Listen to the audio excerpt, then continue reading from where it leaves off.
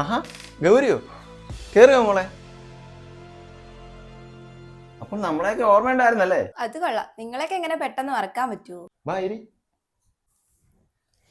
എവിടെ ചേച്ചി എവിടെ? അവളിവിടെ എവിടെയോ ഉണ്ട്, കിച്ചണിലെങ്ങാണ്ടുണ്ട്. ആഹാ, ഇതാര്? കൊറേ ആയല്ലോ കണ്ടിട്ട്. ഇപ്പൊ നാട്ടിലേക്ക് വരവൊന്നും ഇല്ലേ? ഞാൻ ഡൽഹി തന്നെ ചേച്ചി. നാട്ടിലേക്കൊക്കെ വരവ് കുറവാ. അവിടെ ജോലി റെഡിയായ നിനക്ക്? ജോലിയൊക്കെ എന്നേ റെഡിയായി. അമ്മയും ചേച്ചിയൊക്കെ അവിടെ തന്നെയാണോ? അവരിപ്പോഴും അവിടെ തന്നെയാ. അച്ഛനപ്പോൾ ഒറ്റയ്ക്കാണോ മോളെ നാട്ടിൽ? അതെ ചേട്ടാ. അല്ല, ഹരി എവിടെ? അപ്പൊ മോളൊന്നും അറിഞ്ഞില്ലേ? ഹരി വിളിക്കാറില്ലേ നിന്നെ? ഇല്ല. എന്താ? എന്തു പറ്റി ചേച്ചി? ഞങ്ങൾ ഓർത്ത് എല്ലാം അറിഞ്ഞിട്ടുള്ള വരവാ നിന്റെ. ഇല്ല. എന്താ? അവൻ 2 മാസത്തോളായി റൂമിൽ അടച്ചിട്ട് ഇരിപ്പാ. ആരെയും റൂമിൽ കയറ്റാറുമില്ല, ആരോടും മിണ്ടാറുമില്ല, ഫോൺ പോലും യൂസ് ചെയ്യാറില്ല. എന്തെങ്കിലും ആവശ്യമുണ്ടെങ്കിൽ മാത്രം പുറത്തിറങ്ങും. വീണ്ടും മന കഥ കളച്ചിരിക്കാം. ആഹാ, അത് കൊള്ളാം. എന്നാ ഞാനൊന്ന് നോക്കട്ടെ.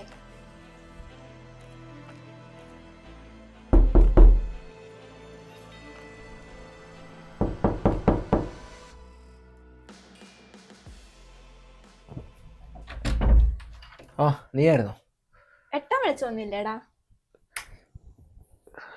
എന്തോന്നടാ ഇത്? വല്ല നരബലി വല്ലതും ആണോടേ? നീ എപ്പോഴാ വന്നേ? ഞാൻ വന്നിട്ട് 10-18 വർഷമായി. നീ അറിഞ്ഞില്ലായിരുന്നോ? ആഹാ, ഞാൻ വന്നത് കറക്റ്റ് സമയത്താണല്ലോ. ആൾക്കൂട്ടവും ചടങ്ങുകളും ഇഡലിയും സൂപ്പർ. എങ്കിൽ പിന്നെ പെട്ടെന്ന് ആയിക്കോട്ടെ, ഞാൻ പോവാം. ഗൗരി നിക്ക്. എന്തോ ഒന്നായത്, കുറച്ച് കാറ്റും വെളിച്ചമൊക്കെ കിട്ടട്ടെ. വേണ്ട. എടാ ഹരി, നിനക്ക് എന്താ പറ്റി? നീ ആദ്യം ഡ്രസ്സൊക്കെ ഒന്ന് മാറിക്കേ, നമുക്ക് പുറത്തു പോയിട്ട് വരാം. നീ പോയോ? നീ ആദ്യം മാറ്.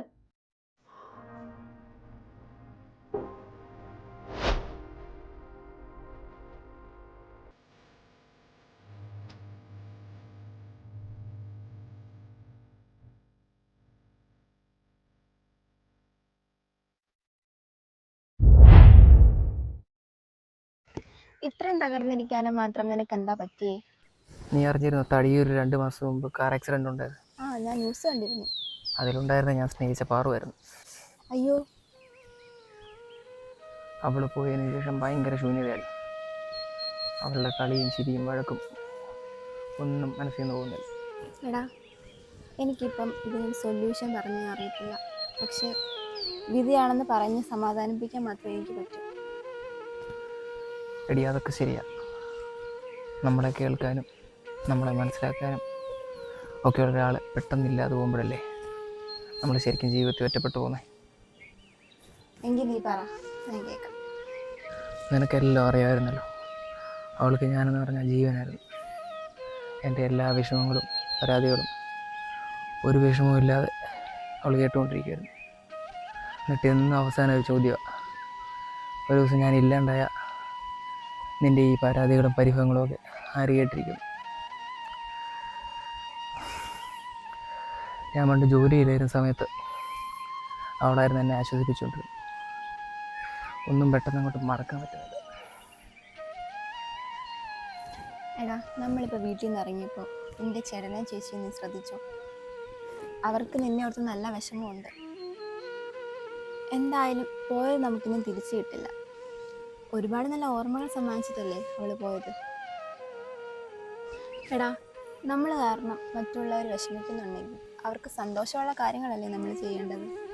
അതൊക്കെ ശരിയാടി. പക്ഷേ ചില കാര്യങ്ങളിൽ ദൈവം ഭയങ്കര ക്രൂരത കാണിക്കും.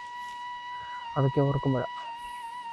എപ്പോഴും നമുക്ക് സന്തോഷം മാത്രമായി തരില്ല, ഇടയ്ക്ക് കുറച്ച് ദുഃഖങ്ങളും തരും.